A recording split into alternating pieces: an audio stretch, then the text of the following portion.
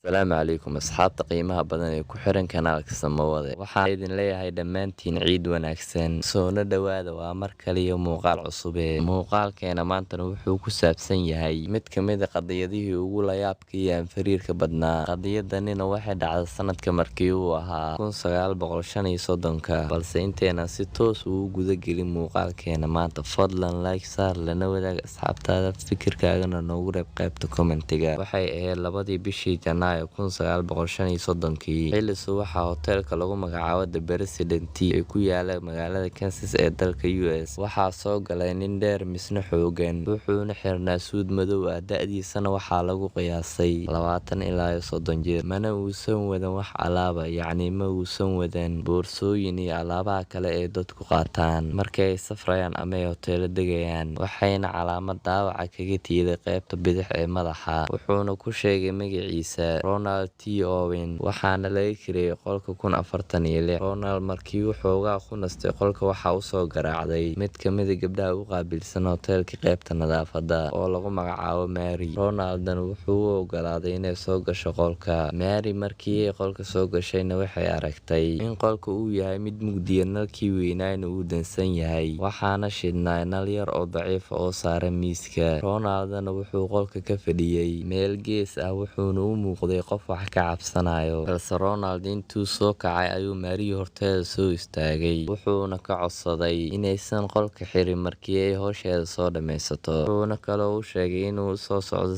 saaxiibkiisa Maryna ayay ku dhahday kadibna Ronald wuu iska baxay Mary markii ay howsheeda dhameysatayna albaabka ay soo laabtay kadibna way isaga soo tagtay Mary mar kalena waxay ku soo laabatay galabtii qolka 1046 si ay qolka u dhigto go'yaal nadiif ah markii ay qolka soo gashayna waxay aragtay Ronald oo nabisan misna jiifa sariirtiisa Maryna kumaysan sii mashquulin go'yaashii ay intay dhigtay isaga soo baxdayna qolka subaxii xigayna Mary ayaa soo aaday qolka 1046 si ay u nadiifiso balse waxay aragtay in qolka uu ku xiran yahay banaanka Maryna durbadiiba waxay ku fikirtay in Ronald uu baxay sidaa awgeedna uu qolka qaybta sare uga xiran yahay Maryna waxay la soo baxday furaha labaad oo qolka oo ay haystaan shaqaalaha sidaas ayay ku furatay albaabka balse markii ay albaabka furtay ayay aragtay in Ronald uu jiifo sariirta misna uu u labisan yahay sidii uu u labisnaa shalay Mary iyadoo la yaaban habdhaqanka ninkan ayay guda gashay inay nadiifiso qolka balse waxaa la soo wacay taleefanka qolka isla markuu Ronald maqlayna dhicitaanka taleefanka hal mar ayuu intuu soo booday qabtay taleefanka wuxuuna ku yiri qofkii la hadlayay haadoon wax cuntaa ma rabo hadda ayaan quraacday gaajo ima heeso mar kale ayuuna isla sidii yiri haadoon wax cuntaa ma rabo hadda ayaan quraacday gaajo ima hayso Mary waxay kaloo sheegtay inay aragtay warqad saarneyd miis yar oo qolka yiilay warqadaasina waxaa ku qorneed qormo gaaban oo u qorneed sida tan doon waxaan ku imaanayaa 15 daqiiqo kadib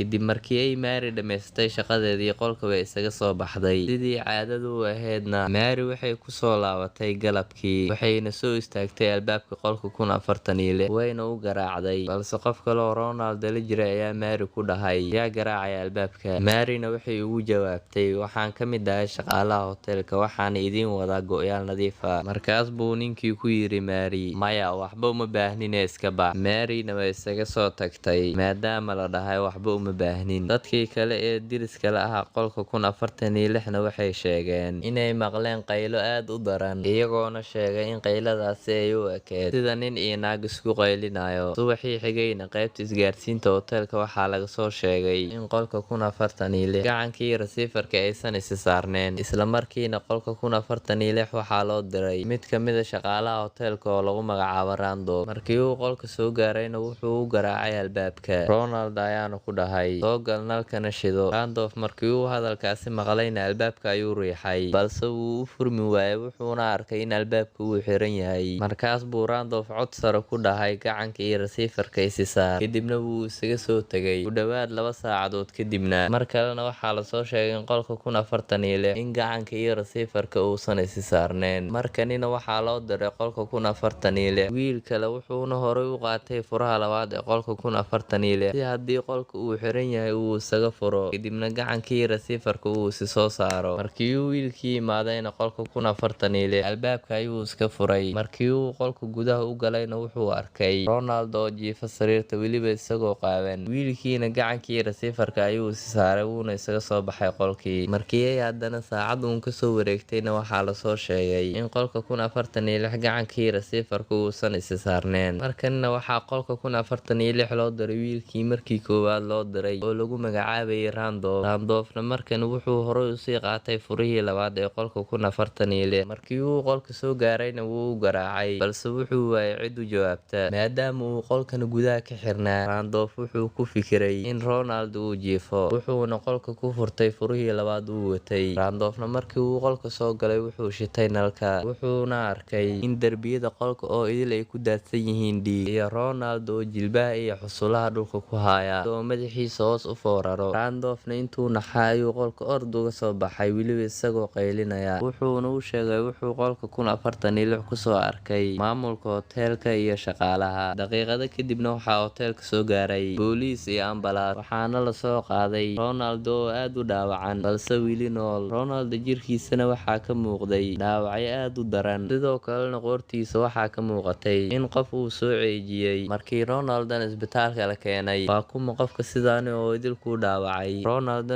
wuxuu ku jawaabay inaysan jirin cid waxyeeleysay. Mar kale ayuuna dhakhtarkii ku dhahay oo hadii sidaa tahay adiga miyaa isdili rabay. Mar kale ayuuna Ronaldo ku jawaabay maya aniga ismaanan dili rabin balse waxaan ku kufay suuliga. wax yar kadibna Ronaldo wuu geeriyooday. Dhimashada Ronaldo kadib booliiska waxay baaritaan ku sameeyeen qolkii uu deganaa oo lambarkiisu ah 1046 balse baaritaankaas booliiska way ku hungoobay manaysan helin wax hub ah oo cadeynaya in Ronaldo la dilay ama uu isdilay. waxayna booliiska xaqiijiyeen in magaca Ronald T. Owen uu yahay magac fake ah ama been ah. waxayna kaloo sheegeen booliiska in hoteelo badan oo isla magaalada ku yaala uu ku deganaa magacyo kala duwan oo been ah. Arrinka ugu la yaabka badan ee ninkan waa in ninkan laga waayay dhammaan diiwaanada dowladda manaysan jirin cid aqoonsatay kadib markii lagu faafiyay sawiradiisa dhammaan gobolada Mareykanka. ugu dambeynna kaliya waxaa lagu guuleystay in la ogaaday magaciisa rasmiga ah oo ahaa Artemus Ogletree. kadib baaritaano badan oo ay sameeyeen ciidamada waa ay waayeen cadeyn kale oo aan ka ahayn magaciisa. maalmo kooban uun kadibna waxaa la soo asturay meydka Ronaldo kiiskiisana halkaas ayaa lagu soo xiray. haddaba waa maxay aragtidaada ku aadan qadiyadan? fikirkaaga inoogu reeb qaybta commentiga.